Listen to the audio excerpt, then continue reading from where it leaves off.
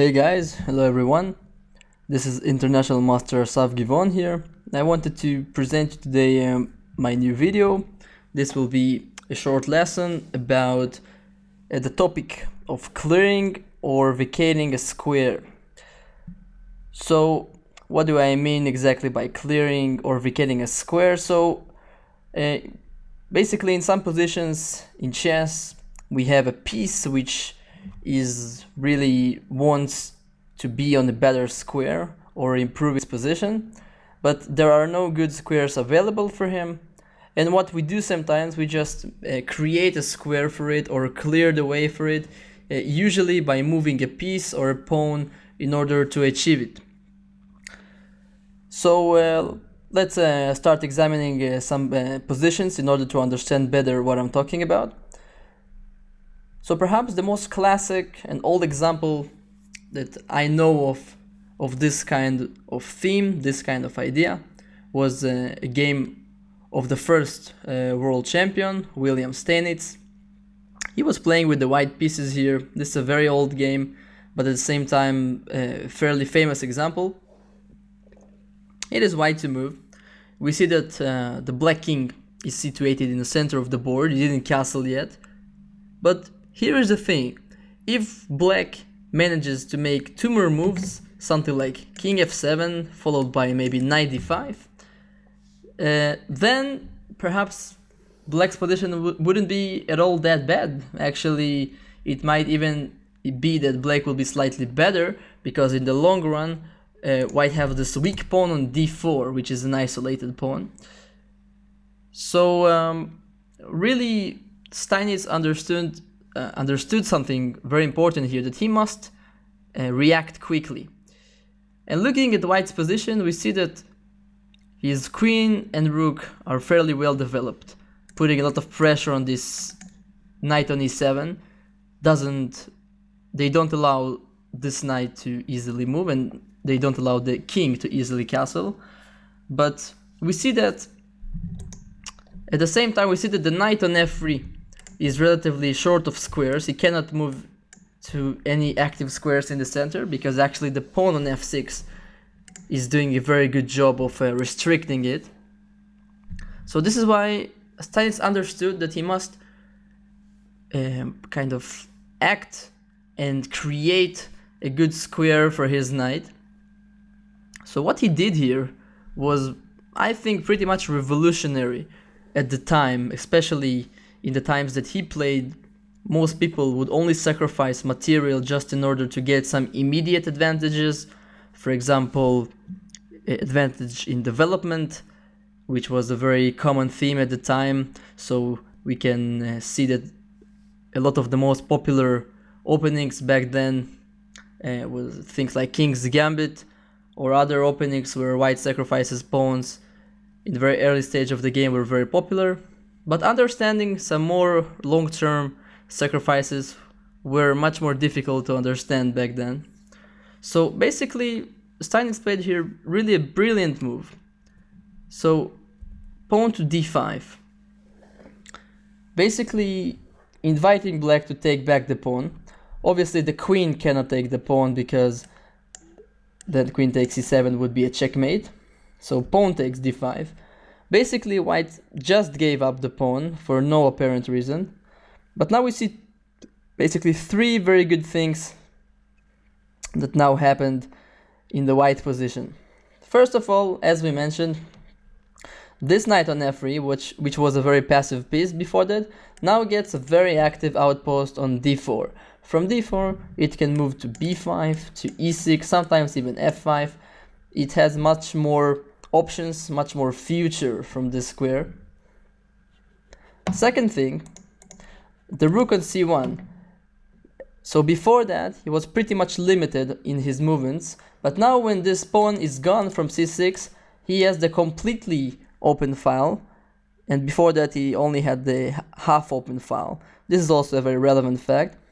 And the last thing, which is also pretty interesting, is the fact that now black cannot actually use the d5 square himself, because white forced the black pawn to stay there instead of the black's knight. So he basically took away the square from him and gained a good square for his own position. Really a brilliant concept there. So he now played the move knight to d4.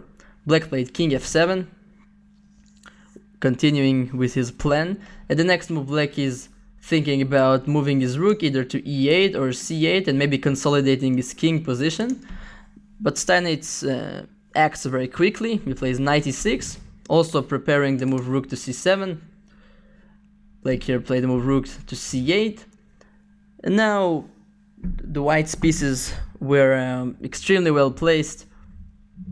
And we know that when one side has very active pieces and he managed to maximize the power of his pieces, he must search for tactics. And Steinitz found some very strong continuation, starting with the move queen g4. So threatening the move knight g5 check. Black and obviously also threatening the move queen takes g7, and actually from this position onwards the black position slowly collapsed. White had really an irresistible attack, and I invite you to watch the rest of the game in the accompanying PGN. So let us move to the second example, because this position was really very long time ago. Very old example, but at the same time very classic. I think in a way many of the positions you will basically the two next positions that you're about to see are a bit inspired by this game. So position number 2 or game number 2 was actually played really not so long ago. It is a game that I was witnessed I witnessed myself.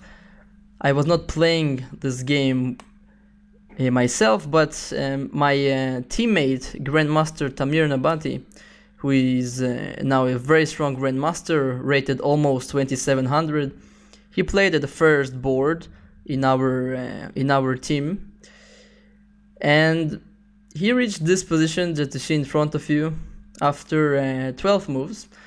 So black's last move was pawn from b7 to b5. We see that the position is of opposite side castling. Each side castled to the, let's say, opposite direction than his opponent. And each side basically tries to attack the enemy king on the other side. It's a very typical scenario. But now, just looking at this position, I had a very good feeling about what Grandmaster Nabati was going to play. And actually when his opponent played the move b5, I was, let's say, a little bit surprised even by the speed that he played his next move. Because this is a very serious game, long time control. But it took him maybe 10 seconds to play his next move, maybe even less. So looking at the previous example and knowing our topic, I recommend you try and think about this position. If you want, you can even stop the video, try to think about it a bit.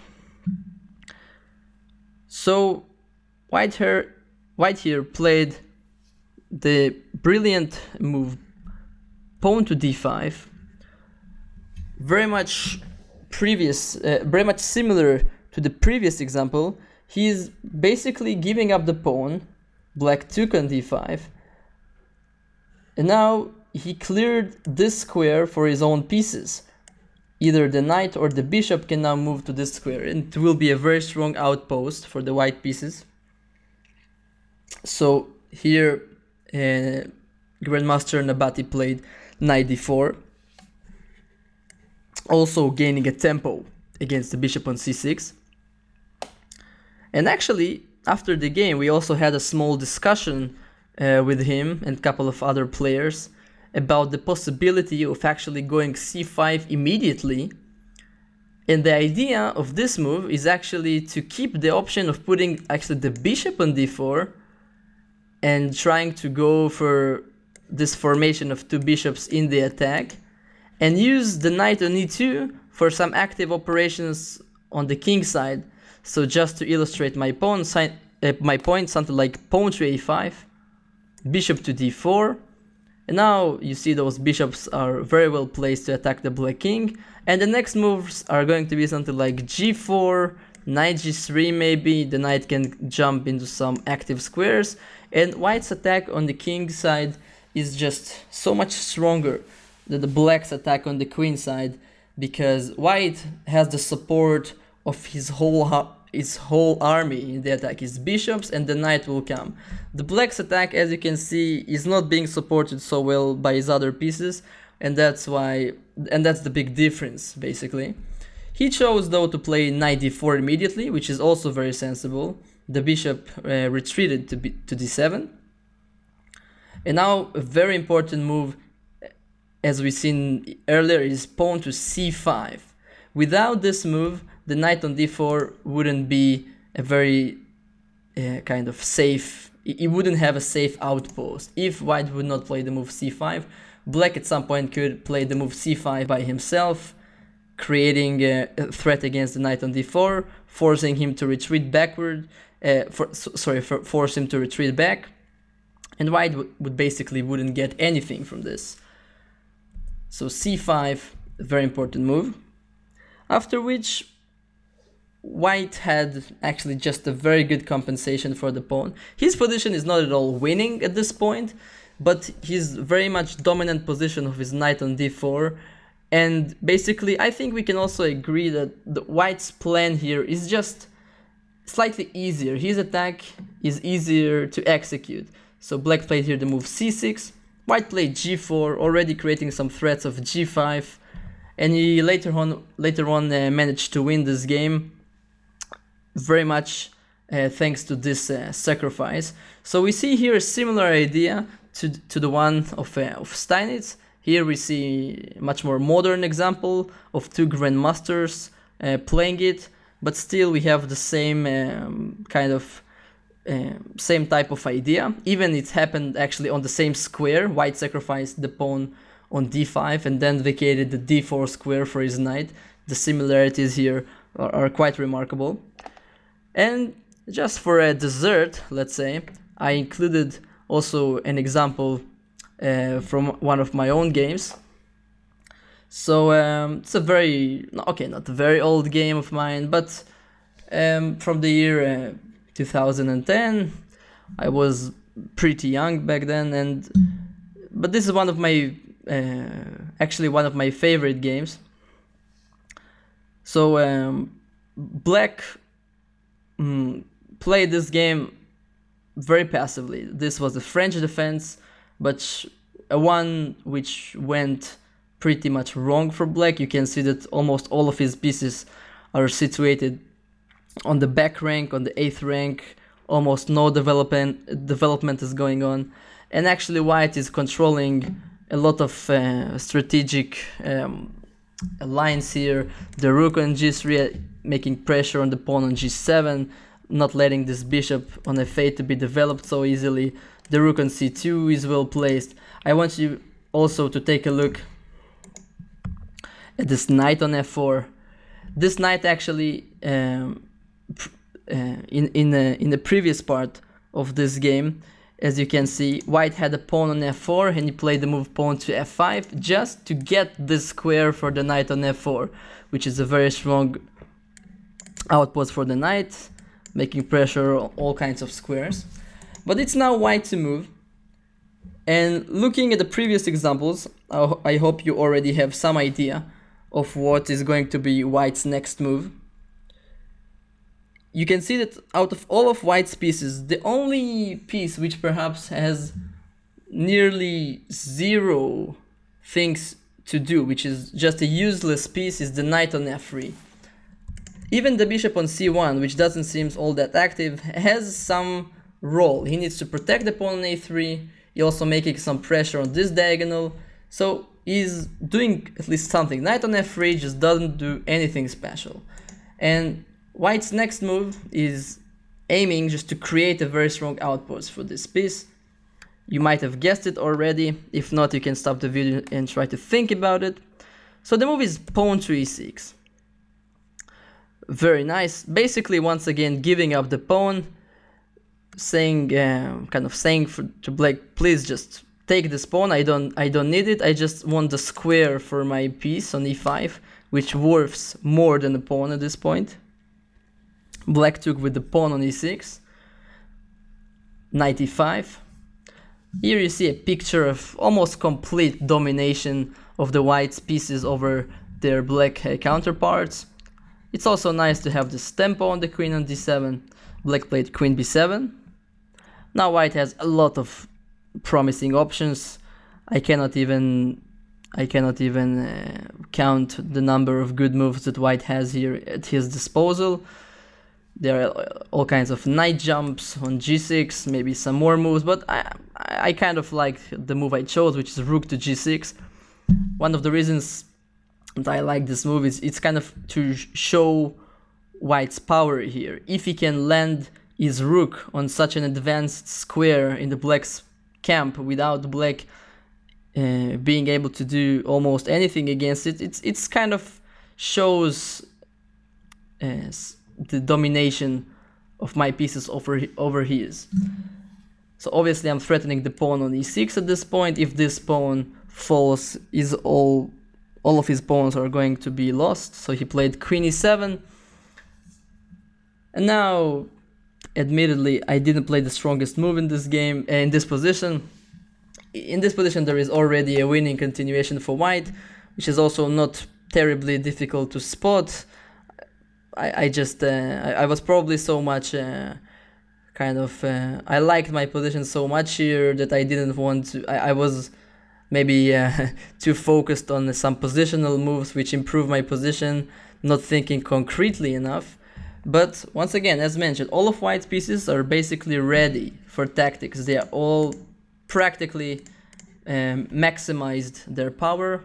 It's time for tactics, and the move is rook takes knight, with the point that after rook takes rook, white has this check on b5. And once again, surprisingly, or not so surprisingly, black is having huge difficulties to react to such a small and kind of little check, and he's just going to have huge material losses regardless of how he chooses to react to this check. So as we've seen in those examples, sometimes even sacrificing a pawn just to clear a very good square or an outpost for our pieces can be a very good idea. We've seen one very classic example and two examples which are slightly more modern, just to show that this kind of ideas are implemented very regularly by strong players back then, but also the more modern players. And so hope you enjoyed this video. If you want to learn some more about middle game strategy and some other nice stuff, I'll put a link to a couple of my products about chess strategy and middle game strategy of different players, and you might check it out if you want. So thank you guys very much for watching. See you guys next time. Bye bye.